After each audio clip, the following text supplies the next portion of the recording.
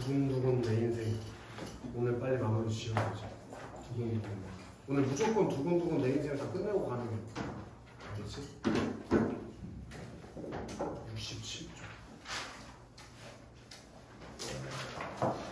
남자 둘이서 스짐해보고 유준 안 쓰다죠. 최악이다. 스님을 보셨어요? 봤지? 근데 그거 좀 병신 같지 않아? 재밌던데. 아니 재미는 있는데 봤어? 네. 아니 그게 저 개연성이 있어? 갑자기 씨발 한 번 본 새끼 의자 됐다고 그렇게까지 해? 왜 그렇게 걔한테 목숨을 거는 거야? 좋아하니까. 그러니까 왜 좋아하냐고 한 번 봤는데 병신도 아니고 잘생겨서. 한 방에? 김사파. 67쪽 했어? 두근두근 내 인생 밑에 학습할 67쪽이라니까 씨. 학습 목표 봐봐.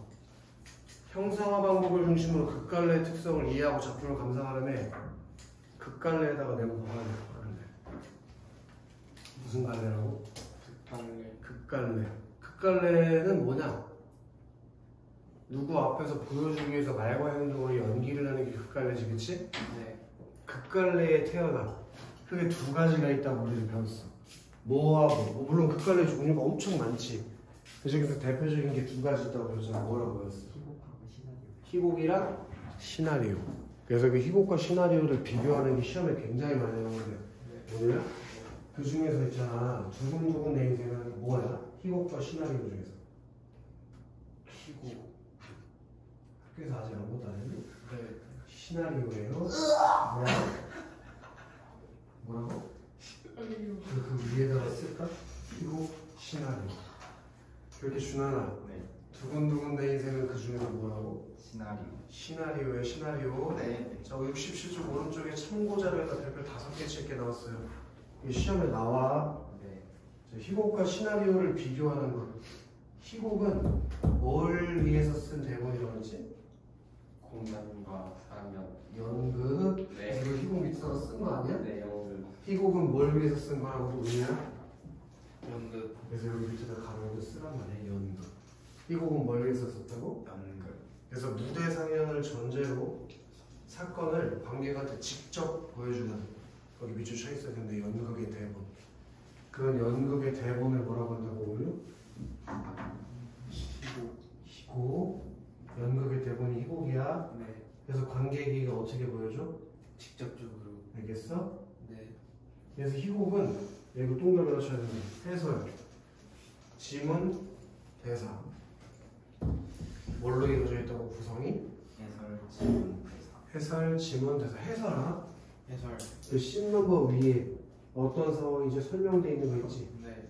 그게 해설이야. 네. 지문은 종류가 두 개 있어. 네. 태연, 지문의 종류가 뭐랑 뭐 있었어? 큰일 났다 태연.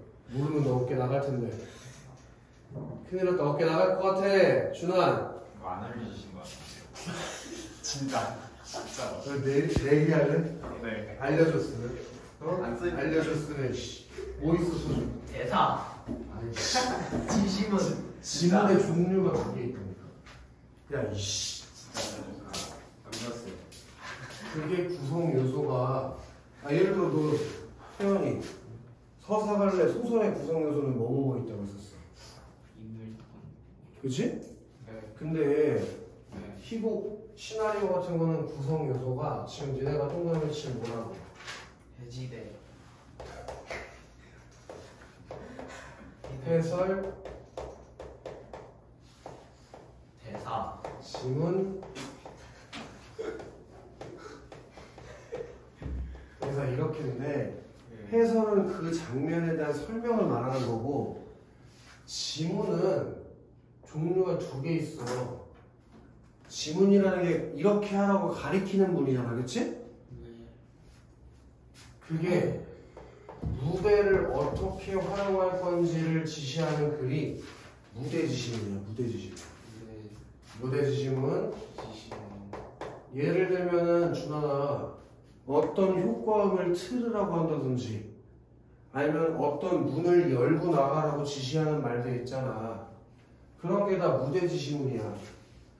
그런 게 있고 니네 왜 다 읽어봤잖아 시나리오 같은 거. 네. 인물의 대사 왼쪽에 가로 열고 써 있는 거 있지. 이런 표정으로 연기해달라고 써놓은 거. 네. 그런 걸 동작 또는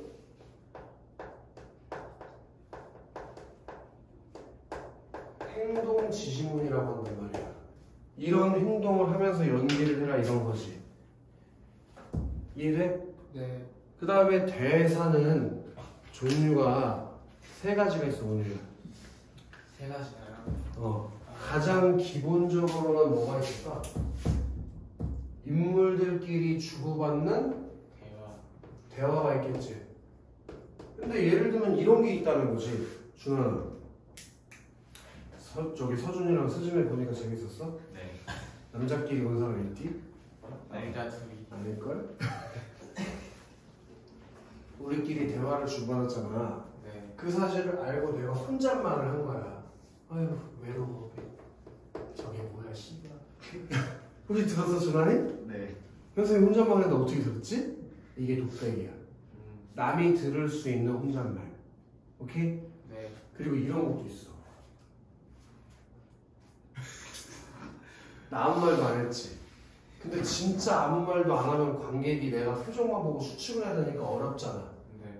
그래서 무대 조명 같은 거 다 끈 다음에 나만 이렇게 밝혀주는 거야. 오케이? 그럼 지금 뭐가 시간이 멈춰 있다는 뜻이거든? 그래서 내가 관객들한테 앞으로 나가서 저 사람 봤어요? 남자 둘이서 영화를 봤대요. 너무 외롭지 않아요? 라고 하고 다시 원래대로 들어온 다음에 불이 켜지는 거지. 이해되나? 그럼 내 속마음을 관객한테 말한 건데 당연히 준하도 귀가 있으니까 옆에서 듣고 있겠지. 네. 근데 지금 시간이 멈춰 있다는 걸 가정하니까 준하님 들었어 못 들었어? 못 들었어요. 그걸 방백이라고 해. 둘 다 혼잣말인데 뭐가 다른지 알겠어? 남이 들을 수 있는 혼잣말. 예를 들면 영화라면 뭐랑 비슷한 거야? 내레이션이랑 비슷한 거지. 내레이션. 그걸 관객은 듣지만 앞에 앉아있는 배우는 못 듣잖아. 알겠어? 그런 걸 방백이라고 해. 태연 이해됐냐? 지금 너네가 동그라미 친 저 세 개가 희곡의 구성 요소야. 알겠어? 지금 형광펜 있으면 여기다 처리해야 된다고 시험에 나와. 무대 상연을 전제로 함으로 시간과 공간의 제약을 받는다. 시간과 공간의 제약을 받는다. 왜? 아무리 무대가 커도 왔다 갔다 시간이 막 바뀌는 걸 표현하기는 쉬워. 어려우니까. 그럼 공간적 배경이 교실에서 예를 들어 학교로 바뀌었다. 예. 그럼 무대를 바꿔야 되는데 그게 쉬워? 어려워요. 그러니까 공간과 시간의 제약이 있다는 거야. 네. 알겠어요? 네. 또 현관만 쳐야 돼. 모든 사건을 현재화하고 있다. 서준아 뭐라고? 모든 사건이 연장하고. 그럼 서준아 네. 지금 이 앞에서 연기하고 있는 거 있지? 네. 네가 관객의 입장에서 보고 있잖아. 이건 다 언제 일어나는 걸 가정하고 있다고. 현재. 지금 일어나고 있는 걸 가정하고 있다는 거야. 준아 소설은 대체로 어떻게 써서 과거. 그지? 근데 지금 읽고 있는 희곡은 뭘로? 현재. 이게 소설과의 차이점이기도 하는 말이야. 알겠어? 소설은 대체로 무슨 형으로? 과거. 근데 희곡은? 현재. 그게 큰 차이야. 네. 자 시나리오로 내려볼까? 시나리오는 뭘 위해 쓴 거라고 했지? 상영이. 영화 상영을. 그래서 시나리오 밑에 가로 열고 써놔야겠지. 뭘 위해서 하는 거라고 온유? 영화. 영화를 상영하기 위해서. 영화를 상영하기 위해서 만든 대본이 시나리오인데 여기다 현관을 쳐야 돼. 장면 변화가 자유롭다. 와우.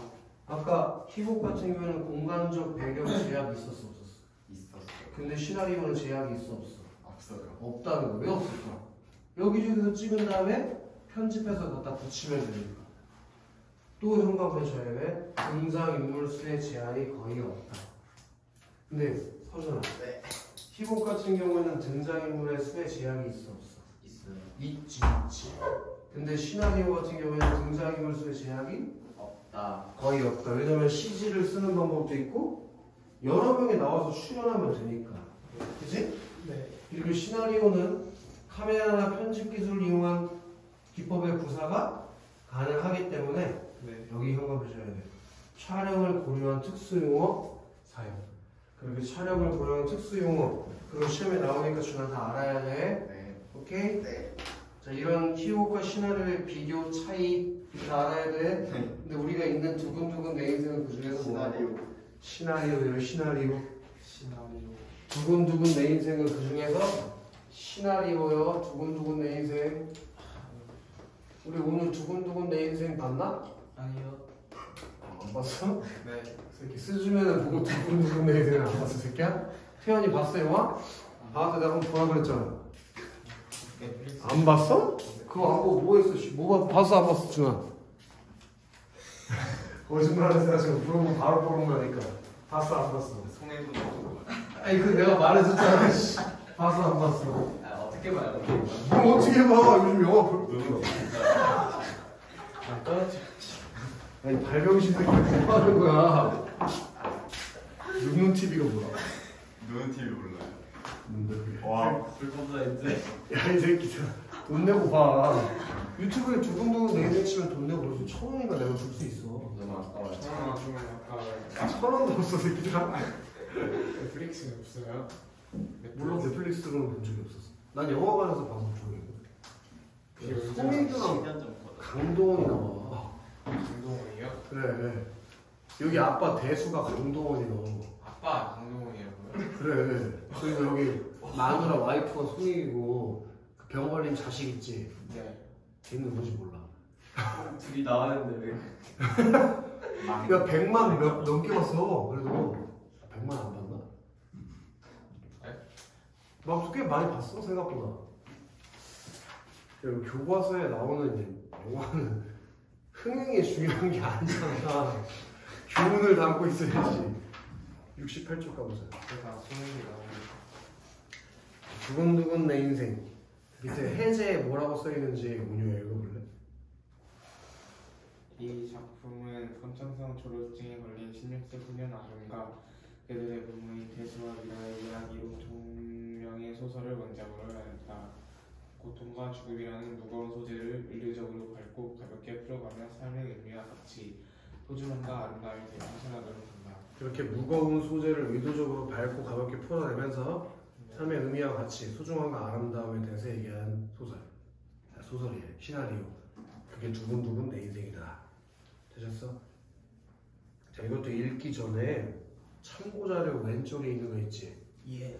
그래서 5개 박아야 되는데 준아, 시나리오 같은 경우에도 내용적인 측면에서 봤을 때는 하나씩 둥겨줘야지. 인물, 사건, 배경. 그 소설에만 있는 게 아니라 어디에 있다고 주나? 시나리오에 있어. 네. 자, 2번이 현관문 쳐야 되는 거야. 2번. 서술자가 개입하지 않고 등장인물의 대사와 행동을 표현된다. 이게 뭐와의 차이점이라고 했어, 서준? 네?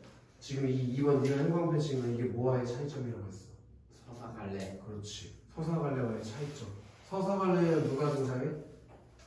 사설자. 하지만 희곡이나 시나리오에는 누가 없어? 사설자. 서술자가 없지, 그지? 그러니까 인물의 성격과 심리를 어떻게 전달할 수밖에 없어? 인물의 말과 행동, 대사와 행동으로밖에 전달할 수가 없는 거죠. 또 현관문 쳐야 된다. 사건, 시간과 공간의 제약이 적고 장면 변화가 자유롭다. 시나리오니까 네. 이거는 뭐와의 차이점이라고 했어? 희곡과의 차이점이라고 했어. 희곡은 시간과 공간의 제약이 많고 장면 변화에 또 자유롭지 않다고 했었지. 그리고 동그라미 2개 씩 컷. 그리고 장면 다음에 씬. 이렇게 뭘로 구성된다고? 컷과 씬으로 구성된다. 아시겠어? 예. 자, 그리고 시나리오의 구성 단계에도 별표를 좀 쳐야 되는데, 자, 준아. 네. 소설은 구성 단계가 어떻게 되는지? 발단. 전개. 빨리 해, 하나씩. 위기. 결정. 결말. 잘했다. 근데 서준, 희곡은 발단, 전개, 그 다음 위기가 아니야. 바로 절정으로 가. 네. 갈등이 그럼 최고조가 되겠지? 네. 발단, 전개, 위기가 아니라 바로 어디로 간다고? 절정. 절정. 갈등의 최고조. 그리고 나서 어디로 가냐면 하강으로 가. 하강. 하강은 갈등 해소의 실마리나 극적 반전이 일어나는 겁니다. 예. 알겠어요? 네. 발단, 전개, 절정, 하강. 그리고 마지막에 대단원으로 마무리가 돼. 또 대단원의 마무리라는 말 들어본 적 있잖아. 네. 그게 여기서 온 말이야. 멋있다. 갈등이 해소되는 거. 그래서 발단, 전개, 절정, 하강, 대단원. 알겠어요? 다시 해보죠. 5단계가 어떻게 된다고? 발단, 전개, 절정, 하강, 대단원. 그렇게 기억을 해야 돼. 네. 자, 실제 나이는 16이지만 선천성 졸업증으로 신체 나이는 80살을 넘은 소년 아름동그라미 줘야지. 아름이가 이 작품이 뭐예요, 태연? 주인공. 근데 지금 뭘 앓고 있다고? 선천적 졸업증을 앓고 있어요. 아름이가 어떤 놈이라고 저기야? 온유야? 선천성 졸업증. 졸업증이 뭐야? 나이가 아니 그 노화. 빠르게 늙는 거지, 그치? 네. 그래서 맛이 몇 살 같대? 80살. 80살도 넘은 신체 나이를 가지고 있다고. 80살 넘으면 어떻게 돼, 우리가? 늙어요. 죽지. 네. 그래서 지금 아름이도 그 죽을 위기에 처하잖아. 아이고. 이제 33살이 된 젊은 부모 대수 동그라미 치고 미라 동그라미 치자. 대수와 미라. 이들이 다 뭐인 거예요, 얘네들의? 가족 구성원인 거지, 그치? 네. 대수와 미라가 몇 살이라고? 33살. 33세야. 고딩은 뭐야? 그러니까 얘를 처음 낳았을 때 얘가 16살이니까 그냥 물리적으로 산술적으로 계산해도 33 빼기 16하면 뭐야? 그럼 니네 가지고 애를 낳은 거야. 고딩 오빠 나가야 되는 거. 그럼 온유가 만약에 실수하면 어떻게 되는 거야? 너도 영화화 되는 거지. 영화 보기 전에 엄마한테 먼저 없어지고. 근데 뭐 그것도 일단 여자친구가 있어야 뭔가 이루어질 수 있지 않겠냐? 여자친구 있나, 온유? 없어요. 죽어라. 예. 자, 근데 이들은 함께하는 하루하루를 소중히 여기면서 씩씩하고 밝게 살아가고 있다. 자, 대수 동그라미 치고 밑줄 치자. 택시 운전. 그럼 대수의 직업은 뭐예요? 33세이자? 택시 운전사. 그렇죠. 택시 운전사, 택시 운전 기사겠지? 네. 그리고 미라 동그라미 치고 세탁 공장 나가서 열심히 일한다 밑줄 치자. 그럼 세탁 공장 노동자네. 맞아? 이게 뭘 의미하는 거야? 봐봐. 얘네가 세탁공장 노동자이고 또 택시 운전사라는 건 뭘 의미하는 걸까? 얘네 집이 넉넉하지 않다는 것을 의미하는 거겠지, 그치? 네. 이해됐어요? 너네 혹시 그 드라마 봤냐? 최근에 종영한 것 중에서 최근까지는 아니지만 작년인가? 우리들의 블루스라는 거 봤어? 이병헌 나오는 거? 네. 거기에도 전교 1등 여자애랑 남자애랑 둘이 사고 쳐가지고 애기 낳는 거 나오잖아. 네. 뭔지 알아? 걔 그래 그 거기 뭐야 일 일타 스캔들 나왔던 여자애 주인공으로 나오는 거 그것도 한번 봐봐. 나 그거보다 울었잖아. 유튜브 짜증 존나 슬퍼. 그게 되게 우리나라판 로미오와 줄리엣이야. 남자애랑 여자애랑 전교 1, 2등이라서 서울대를 가는데 둘이 사귀었거든? 근데 문제는 뭐냐면 걔네 아빠들이지. 아빠들이 철천지 원수인 거야. 그래서 그 허락을 받아야 될 거 아니야. 우리 애기를 낳겠다고 하거든. 그래서 막 그 안에서 막 우당탕탕 그런 일들이 일어나. 유튜브에 짤이 있어. 요약된 거 10몇 분짜리. 집에 가면서 봐봐. 니는 눈물콧물 다 쏟아. 존나 슬퍼. 그렇지만 각종 노인성 질환으로 고통받는 아르미의 치료비를 내기엔 턱없이 부족하다. 우리 형광표시에 나왔다.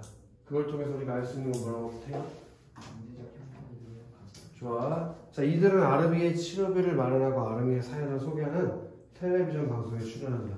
자, 여기 16신이라고 써있는 거 보이나? 네. 그 밑에 장면 번호에 형광표 쳐야 돼요. 장면 번호. 청년부. 이거는 신 넘버.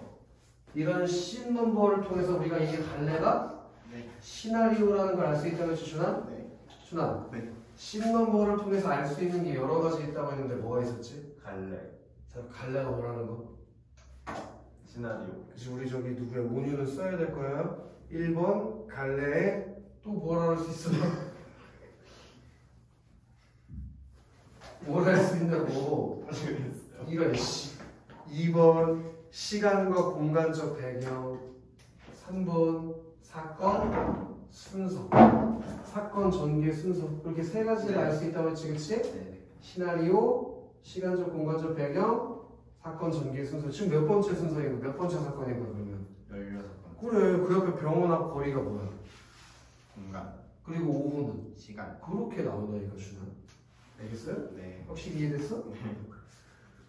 자, 모자와 선글라스를 갈았어도 드러나는 아름이의 변색. 자, 그럼 아름이가 왜 모자와 선글라스를 갈았을까, 원유? 부러워서. 그치? 주변의 시선이 창피하니까. 네. 그럼 여기서 알 수 있는 게 하나 있지? 아름이는 이거 쓸까?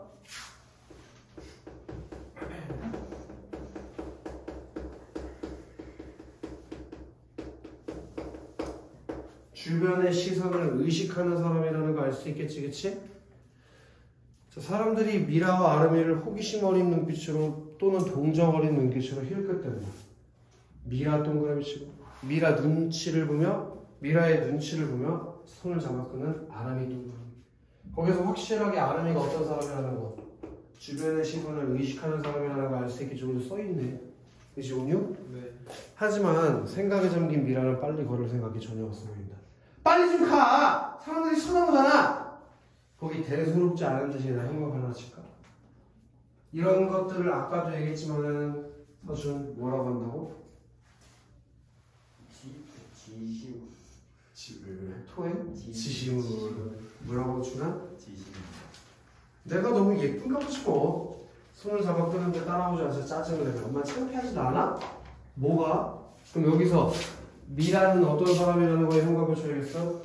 다른 사람들의 시선을, 의식하지 않는다. 그렇지, 다른 사람들의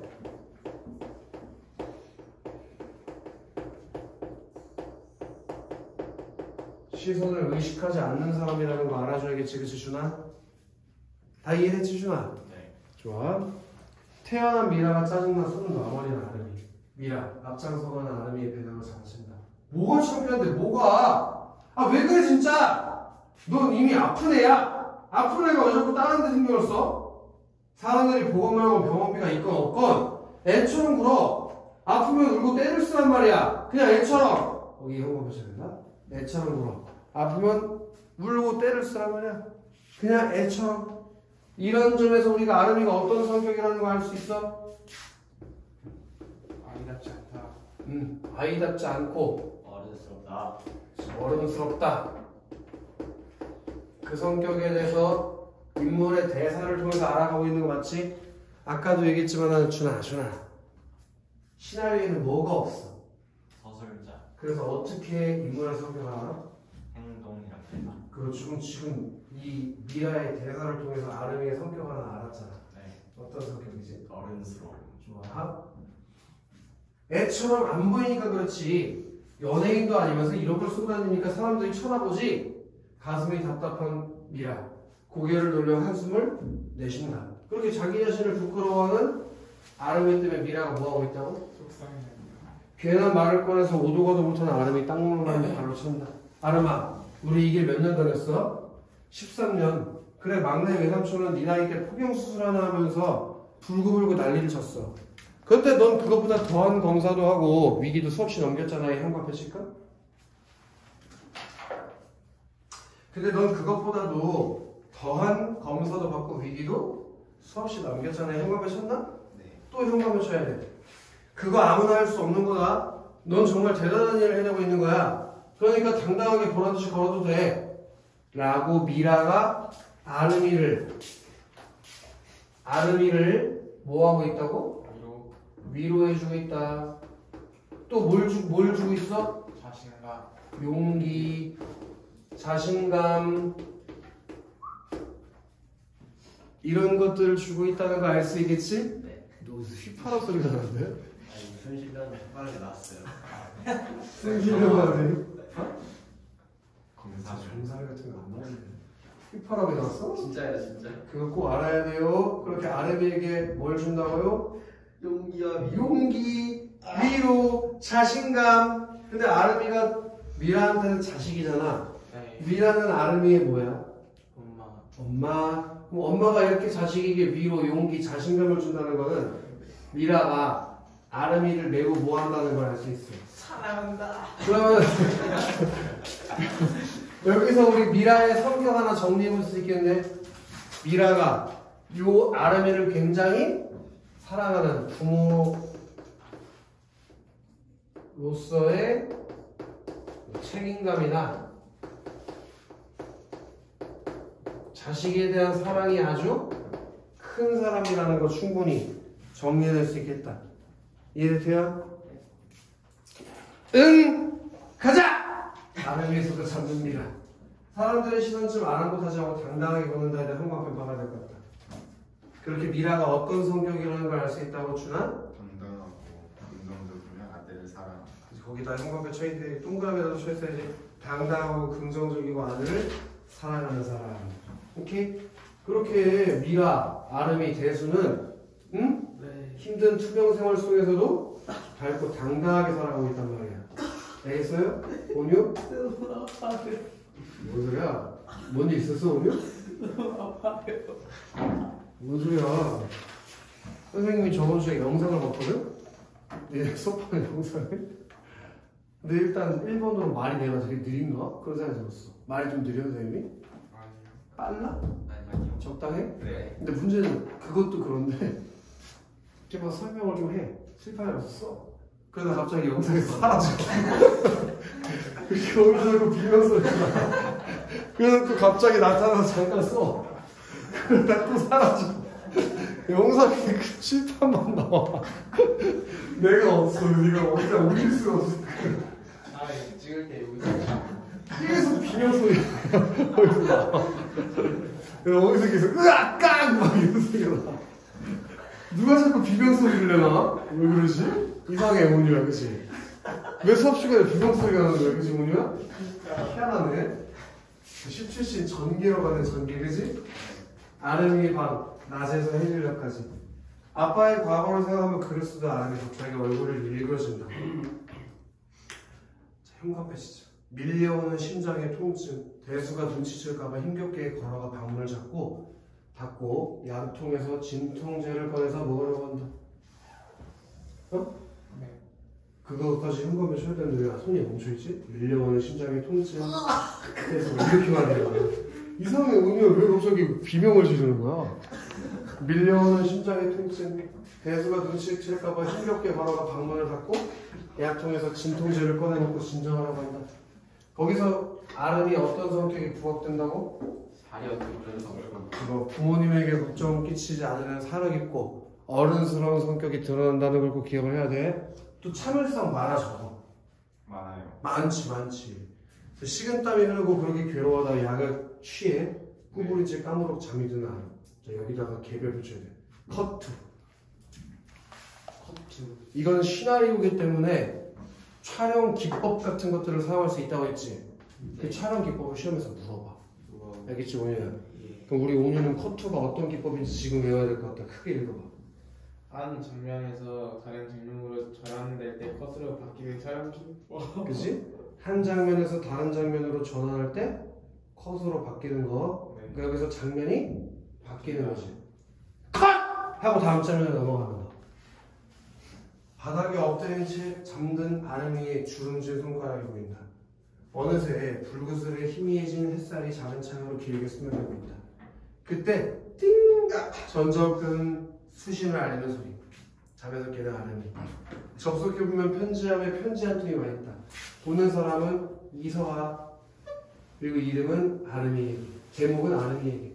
아름이 고개를 갸웃거리며 편지를 열어 편지 내용이 화면에 채워진다. 그럼 이제 누가 새롭게 등장했냐?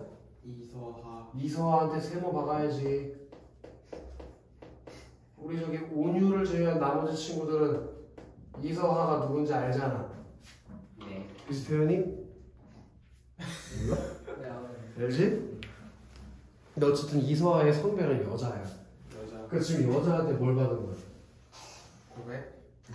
알았어? 편지 이제 처음 모르는 사람한테 편지 받는데 바로 고백해?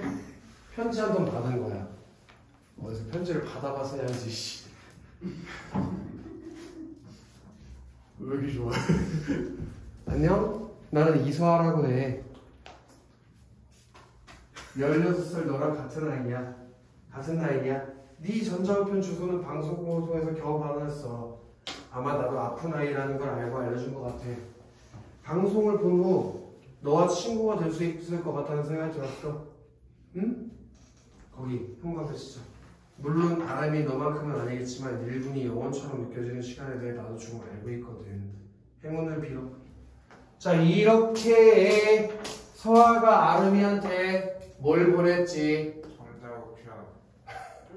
거기 뭐라고 편지라고 써있지 않니?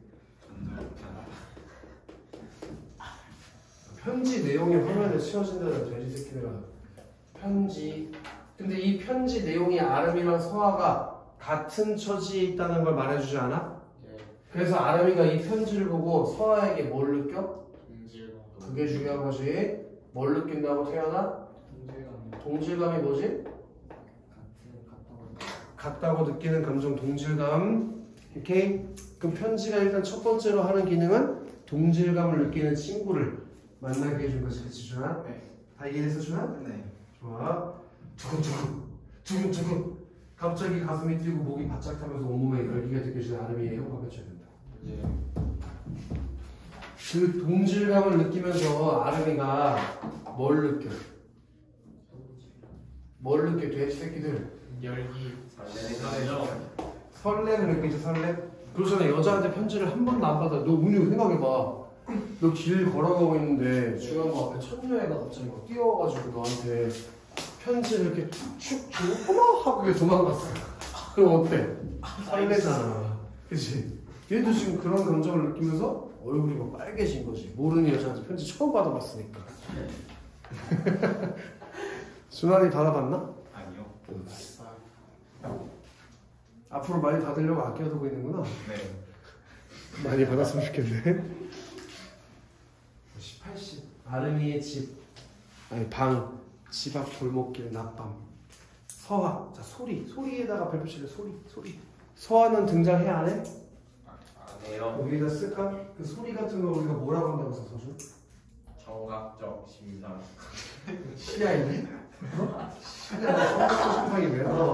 뭐야 순환 이런 거 뭐라고 한다고 했어?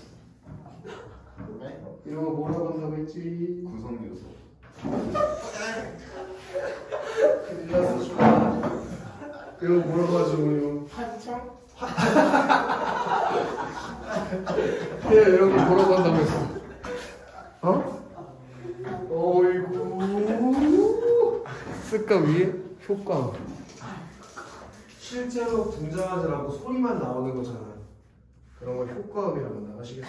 네. 자 별표 형광펜쳐도 좋다. 귀여운 말투. 처음에는 무슨 말투 했대? 귀여운 말투. 귀여운 말투. 인형? 난 이서라고 해. 너랑 같은 나이야.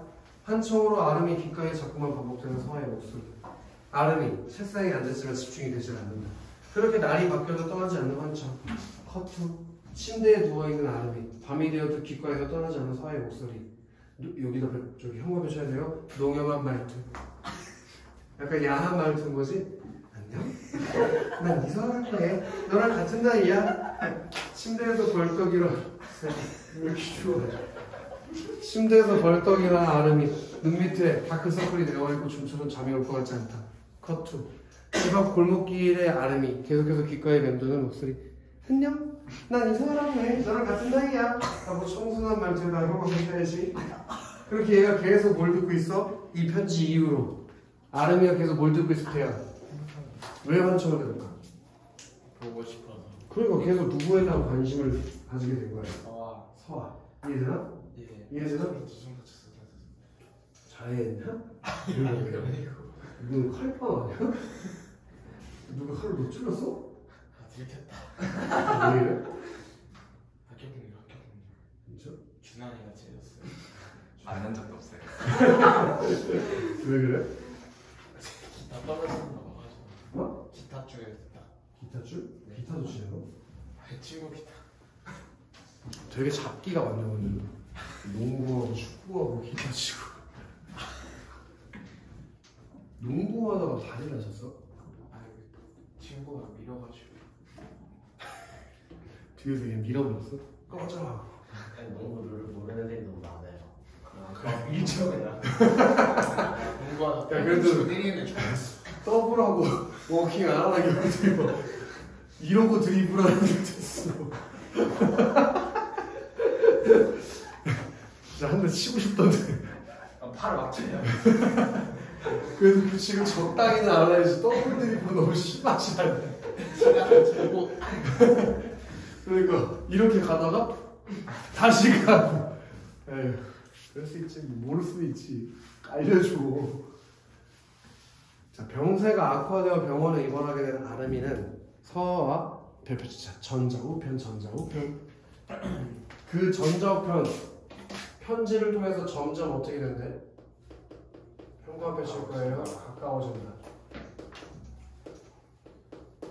그럼 이 전자우편은 둘 사이를 어떻게 만들어주는? 가까워지게 만드는 매개체인 거 맞지, 그치? 그러면서 점점 서준아 서아에 대한 마음이 어떻게 되겠어? 맞아요. 텔레비전 방송 연출자가 후속편을 찍자고 제안하자 아름이는 부모님을 위해 방송에 출연하기로 결정한다. 한편 연출자는 아름이에게 서아의 얘기를 듣고 그들의 사연을 방송에서 개정한다. 아름이는 이를 수락한다. 45신 병원 옥상 정원으로 서아에게 편지를 쓰고 있는 아름이 유난히 더 망설이는 모습이 보인다. 아름이의 목소리와 함께 화면 한쪽으로 편지의 내용이 나타난다. 자, 또 별표치자 소리. 자, 이번에는 알겠지? 태연 이게 뭐라고? 위에다 써줘. 효과음. 이제 모르면 옆구리다 나가. 기타를 네 갈비뼈로 칠 거야. 자, 한참을 망설이다가 용기를 내서 부탁할게. 서아야, 내 시력이 조금씩 약해지고 있어. 혹시 네 사진 한 장 보여줄 수 있을까? 옆에다가 가려. 이거 형광펜 진짜. 혹시 네 사진 한 장 보내줄 수 있을까? 네 사진 한 장 보내줄 수 있을까? 왜 그런 얘기를 했을까? 궁금해서. 궁금하고 또 나 보고 싶은 게 있었어. 했을까? 네. 보고 싶다는 마음이 간절함. 보고 싶다는 마음이 간절함. 이렇게 아름이가 이제 점점 눈이 안 보인단 말이야. 그래서 설레다 못해 이제 간절히 이 서아의 얼굴을 보고 싶다. 보고 싶어졌단 말이지. 이해됐나? 예. 충분히 이해되지, 그치? 네. 누가 자꾸 뒤에서 서라고 부르나? 어? 서준이 네. 작게 부르면 모를 줄 알았어? 어? 아니 여기 다쳤다 그랬어. 다쳤어? 네. 잘 됐다. 좋은 거 알려줬네? 준환이 서준이 저거 다쳤어요. 다쳤어. 여기 손목. 네, 진짜. 괜찮아. 너 오른손이야? 네. 근데 뭐 오른손 뭐 하다 다쳤어? 자고 일어났더니 갑자기 막 와. 그렇게 맨날 씨발 볼링을 쳐 치고 다니는 오른손이 나가지 새끼야. 그게 아니라 밤마다 매일 진짜 아직도 손목을 쓰니까. 녹화되고 있다는 걸 명심해. 이게 어느 반으로 날아갈지 몰라요. 이 교과서 쓰는 학교가 니네만 있다고 생각하지 마. 이 영상을 니네만 본다는 거는 오해야. 이거 두정고 애들도 보고 심지어 홍성 애들도 봐. 홍성 애들 이 교과서 쓰는 애들 있어. 한우 그기요. 한우가 유명한가? 홍성이? 홍성한도. 아, 그럼 광시야. 홍성에 광시라는 지역이 있어. 횡성 아닌가? 그리고 그건 횡성이야, 횡성. 아 홍성. 그럼 내가 강원도까지 써봐야겠다. 역시 이 얘기를 하지 않으면 후회할 것 같아서 이렇게 용기를 내. 라고 전자우편을 보냈어요. 왜? 여기 넘어가면 안 되고 오른쪽 위에 본문 위에다가 벨트 하나 쳐야 돼요. 준아. Let's go. 준아. 네. 18신에서 형? 나는 이사하라고 해. 너랑 같은 나이야를 계속 뭘로 들었어? 효과음. 그죠. 환청으로 들었지? 네. 그게 장소와 분위기를 바꿔서 계속 아름이 귓가에 돌도록 연출한 거라고. 이해되나? 네. 다음 장 넘어가자. 자, 여기 참고 자료에다 별표 100개 쳐야 된다. 아 너무 좋아요. 자, 이거 다음 주에 물어봤는데 모르면 옆구리 다 나간다잉. 네. 다음 주에 물어봤는데 모르면 옆구리 다 나가. 네네. 자, 일단 신 넘버는 장면 번호를 말하는 거 충분히 알지. 네. 예. 두 번째 내레이션은 뭐야? 장면 밖에서 줄거리를 내용을 해설해 주는 거. 거기다 형광펜 하나 때릴까? 내용이나 줄거리를 장면 밖에서 해설하는 거. 그걸 뭐라고 한다고 해요? 내레이션, 내용이나 줄거리를 장면 밖에서 해석하는 거 내레이션. 그다음에 M 이거는 뭐라고? M 음악, 효과 음악. 어떤 그 장면의 분위기랑 맞는 효과 음악 같은 거 영화 보다 보면 나오잖아. 오늘도 수준에 볼 때도 효과 음악 많이 나왔잖아. 그지? 야, 막 위기에 처할 때 아니면 문 닫으려고 할 때 막 긴장될 때마다 효과 음악 많이 나오잖아. 그 다음에 또 이펙트. 이게 우리가 아까 봤던 소리만 나오는 거 있지? 네, 효과 음악? 그게 이펙트예요. 그러니까 그 소리 나는 말 대신에 바꾸고 아니 몇 시인지 확인한 것 같은데? 핸드폰 몇 번? 준아, 그 소리 자리에다가 만약에 시나리오 용어를 갖다 바꾸다가 뭘 쓴다고? 이펙트. 알겠어요? 네. 오케이? 그래서 화면 밖에 음향 동그라미 치고 대사 동그라미 치고 예를 들면 있잖아. 이런 거라니까 봐봐. 창문을 세게 닫는다. 그게 해설에 나와 있어. 창문을 세게 닫는다. 창문을. 그럼 꽝! 이 소리가 나야 되잖아. 근데 니네가 아무리 연기할 때 창문을 세게 닫아도 그게 카메라에 잘 안 남기잖아. 그럼 그런 걸 효과음 처리를 한다고. 이해돼? 후시노음이라고 들어본 적 있지? 촬영하고 나서 다시 소리만 찍어서 거기다 덧입히는 거야. 또는 아까 얘기했던 것처럼 이 카메라 앵글에는 안 나오는데 사람 목소리가 들어갈 때 있잖아. 그런 게 바로 효과음이라고. 아까 서아랑 아름이 편지 읽어주는 소리 들어가는 거. 그게 뭐라고? 효과음. 자, 또 중요한 거 같다. 인서트. 이렇게 장면과 장면의 사이에 끼워 넣는 화면. 그걸 뭐라고 한다고 서준? 인서트. 원래 인서트가 뜻이 삽입하다라는 뜻 아니야? 네. 그지? 이렇게 장면과 장면 사이에 화면을 넣는 거. 그게 서준아 뭐라고? 인서트. 네. 까먹으면 안 돼. 네. 그 다음 우리 커트는 오늘도 나왔잖아.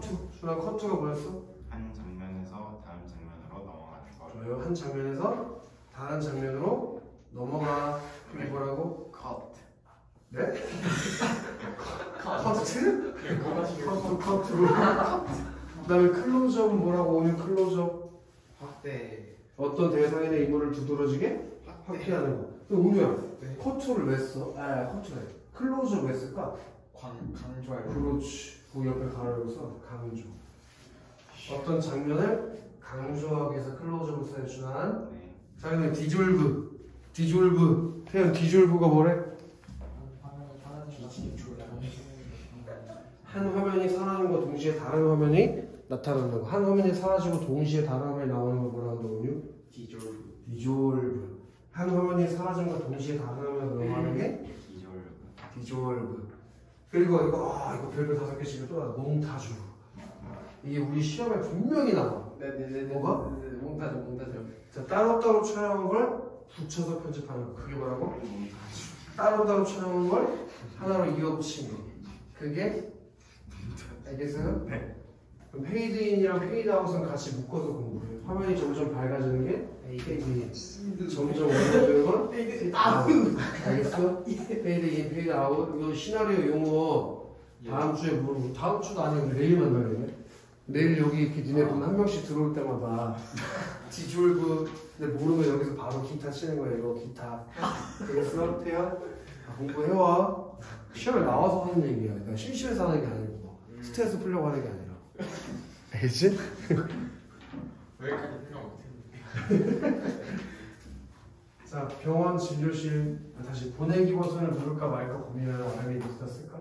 네. 보내기 버튼을 누를까 말까 고민했다는 거는 아름이가 뭘 했다는 얘기일까? 고민. 내적 갈등. 그걸 써야지. 내적 갈등. 한참을 괴로워하다가 눌러버린다. 전자우편을 성공적으로 보냈습니다. 라는 문구가 뜬다. 병원 진료실 오후. 자, 여기다 별표 쳐줘. 인서트. 방금 읽었는데 벌써 까먹은 거 알겠지? 삽입. 그것만 기억해. 장면과 장면 사이에 다른 장면이나 글자, 사진 같은 걸 끼워 넣는 거. 또는 화면을 삽입하는 거. 네. 근데 중요한 건 인서트를 아는 것도 중요한데 이 인서트가 어디서 나왔는지를 알아야 돼. 왜냐면 준하나 시험지가 장수가 제한이 있는데 이 긴 걸 다 집어넣지 않을 거 아니야. 특정한 장면만 넣겠지. 그때 인서트가 들어가는 장면이 어딘지 알아야 된다고. 진료실이나 병원 복도 의자에 차분히 앉아있는 아름이 할 때 인서트를 장면에 섞는 거지. 왜냐면 지금 이 뒤에 태어나 주치의랑 누가 대화를 해야 될 거야. 미라가 대화를 할 거란 말이야. 예. 그때 아름이는 주치의 방 안에 있는 게 아니라 어디 있어? 복도에 나와서 앉아 있잖아. 그럼 장면이 다르잖아. 예. 그래서 아름이가 그 방 밖에 나와 있는 건 따로 촬영해서 삽입시켰다고 거기다가. 그래서 인서트 기법을 쓴 거야. 이해되냐? 예. 진료실에 앉은 미라와 주치의의 표정이 어둡다. 안과에서 아름이 눈에 대한 소견을 받았습니다. 아름 어머니, 아름이가 계속 이렇게 책이나 컴퓨터를 보면 실명을 그렇게 점점 시력이 안 좋아지고 있다는 걸 주치의 말을 통해서 알았지? 네. 주치의 설명이 점점 굳어지는 미라의 얼굴. 아름이의 병실, 밤. 혼자 잠들지 못하고 기력이 없는 모습으로 이리저리 뒤척이는 아름이. 네. 자, 퀴즈야. 아름이가 왜 잠 못 자고 뒤척일까? 곧 있으면 눈에 실명된다는 것을 알아서. 마지막으로 기회를 줄게. 아까 그 얘기 들을 때 아름이가 방 밖에 있지 않았냐? 근데 그걸 아름이가 어떻게 해? 그 서한 때 전교학교도 사실 보내면서 그것 때문에 그런 것 같아요. 답장이?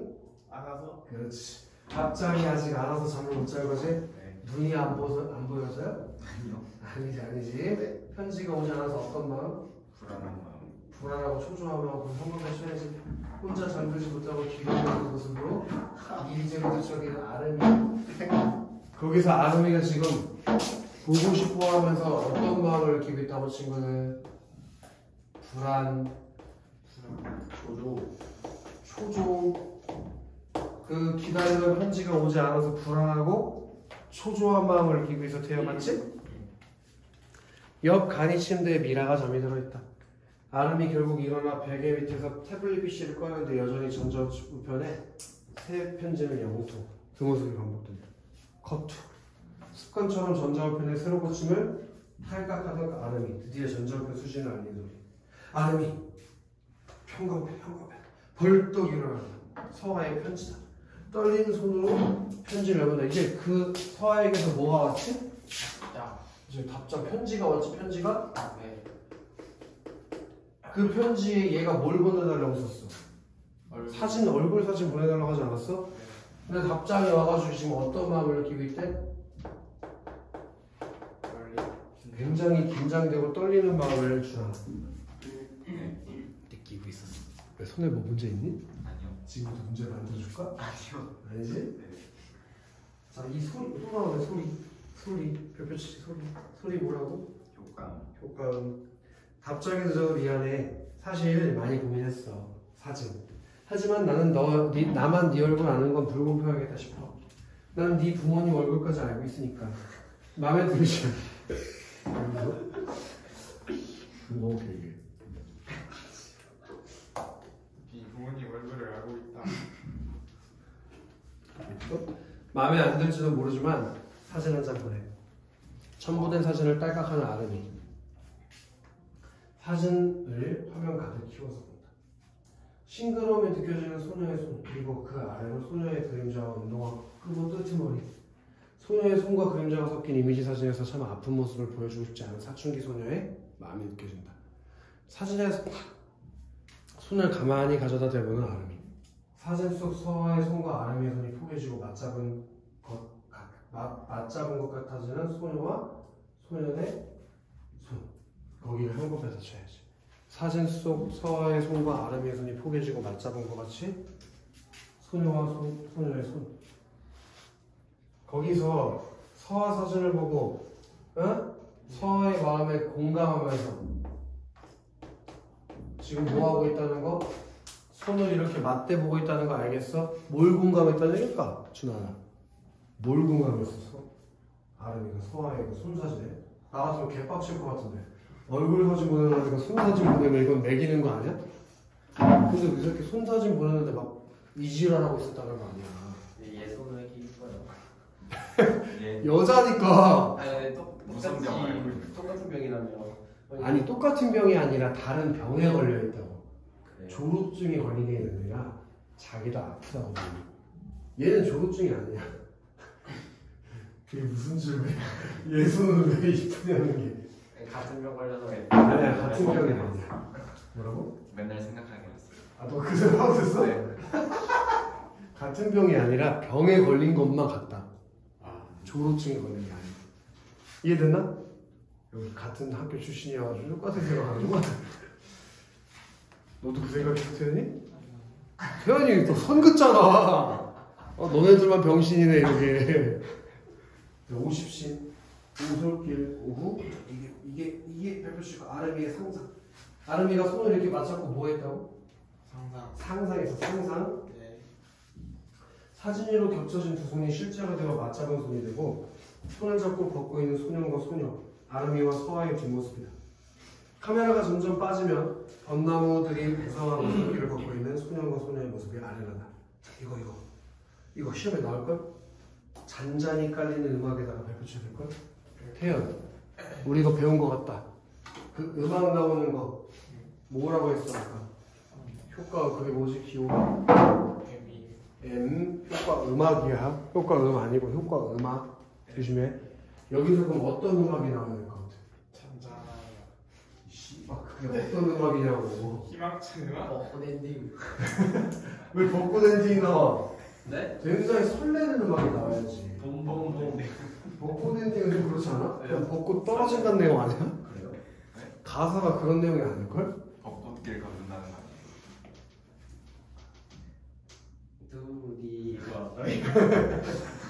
이래서 좀 걸어라 새끼들.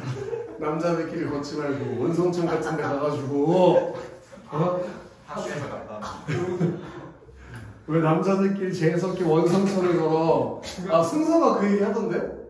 내가 너 왜 중앙고 안 가고 두정고 간다니까 니네 원성천 걸으면서 사진 찍어보고 진짜 병신 같다고 얘기하던데. 최악이라고?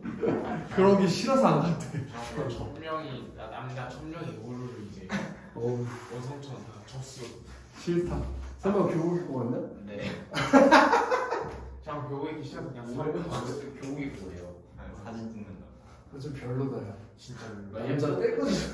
예쁜 쌤 뒤에 막 애들 졸졸 따라다니고. 누구네 반 담임선생님이 예쁜 사진 예쁘던데. 제 아빠. 7반 근데 그 쌤이 국어쌤이에요. 오. 그래서 선생님 그 쌤이 말하는 그 애정.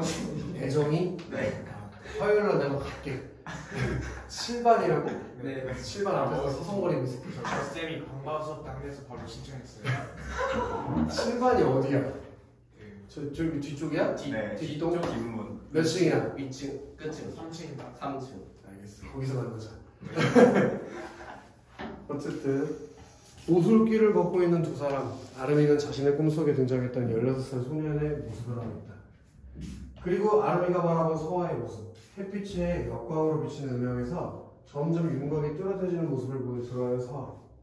청순한 얼굴의 한 소녀가 아름이를 향해 환하게 웃고 있다. 그때 살랑살랑 어디서 불어오는 바람. 서아의 긴 머리카락이 바람에 크게 흩날린다.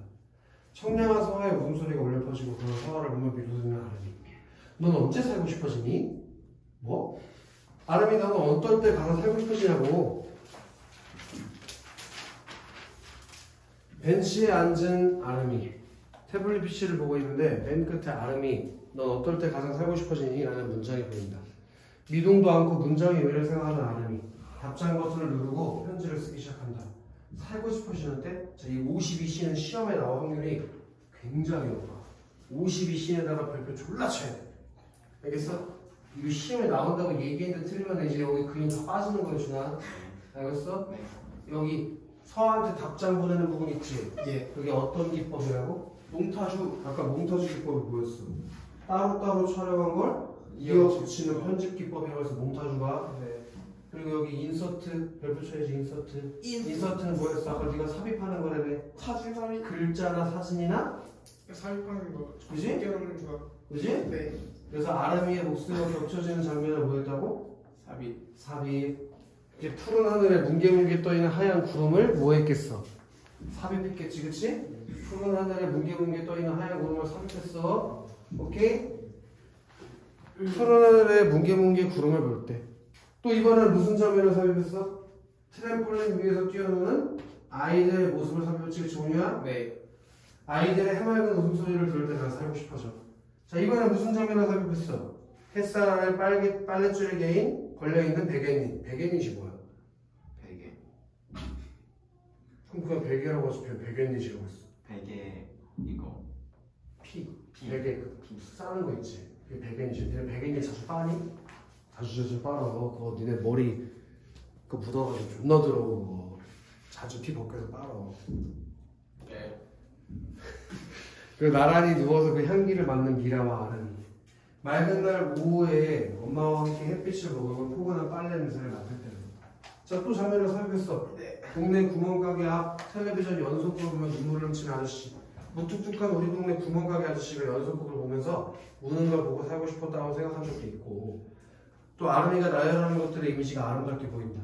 저녁 무렵 골목길에서 밥 먹으라고 손주를 부르는 할머니의 소리가 울려 퍼질 때도, 여름날 엄마가 아빠 등목을 해주며 찬물을 끼얹는 걸 볼 때도 난 살고 싶어져. 초승달 뜬 초저녁에 아빠와 함께 초롱초롱한 금성을 보면서도 반짝반짝 빛을 내는 야간 비행하는 비행기를 볼 때도 살고 싶어지기는 해.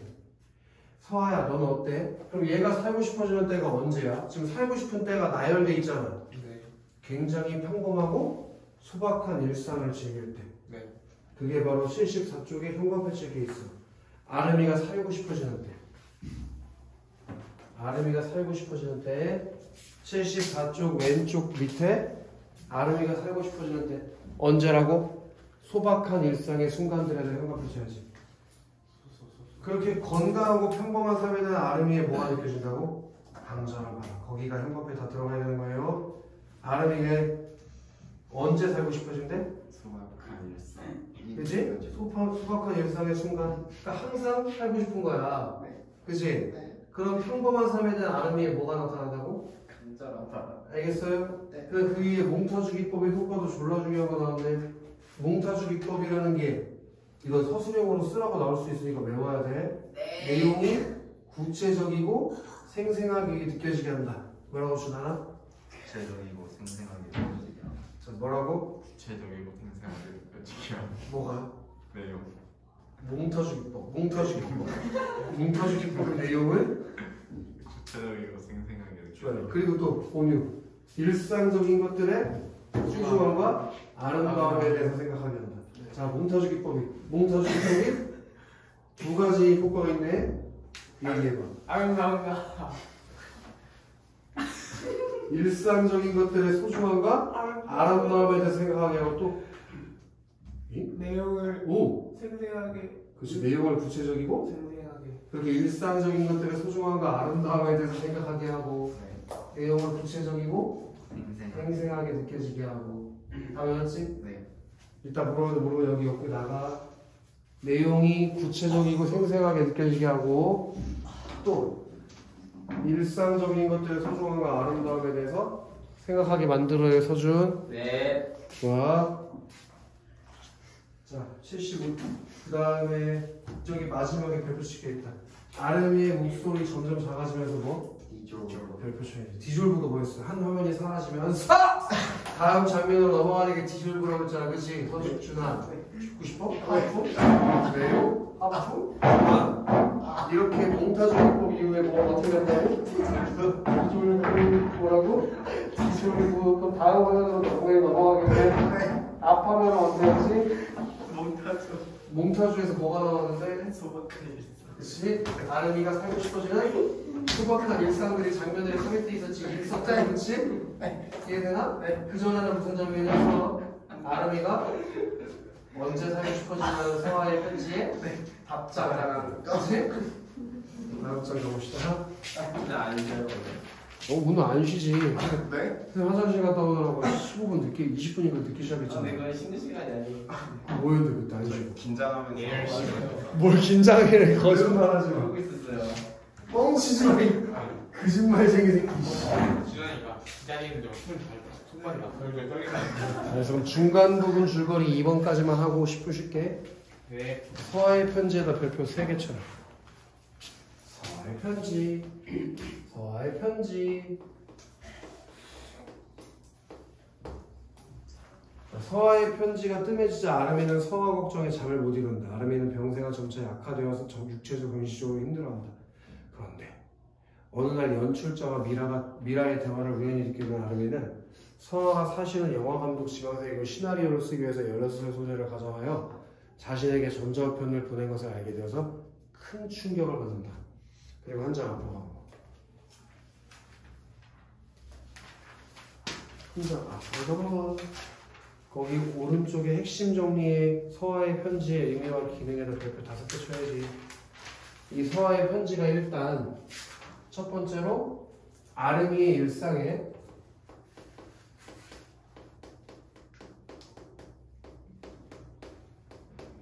변화를 가져다 줬지?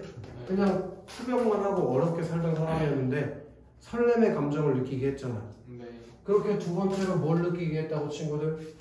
이성에 대한 설렘. 그런 거 원래 몰랐잖아. 네. 이성에 대한 설렘과 삶의 의욕을 느끼겠다니까. 이것 덕분에 얘가 살아야겠다는 생각을 했단 말이야. 서아랑 연애하고 싶어가지고. 근데 이 서아의 정체를 알게 되잖아. 네. 그게 영화감독 지망생이 꾸며낸 이야기라는 걸 알게 되면서 아름이에게 뭘 줘? 상처를 주는 기능을 하는 게 서아가 보낸 편지다. 여기까지 이해가 됐냐? 네. 저는 좀 조금만 쉬었다가 씨발 좀 쉬면 안 되는데. 한 시간이 나서 결국 1시간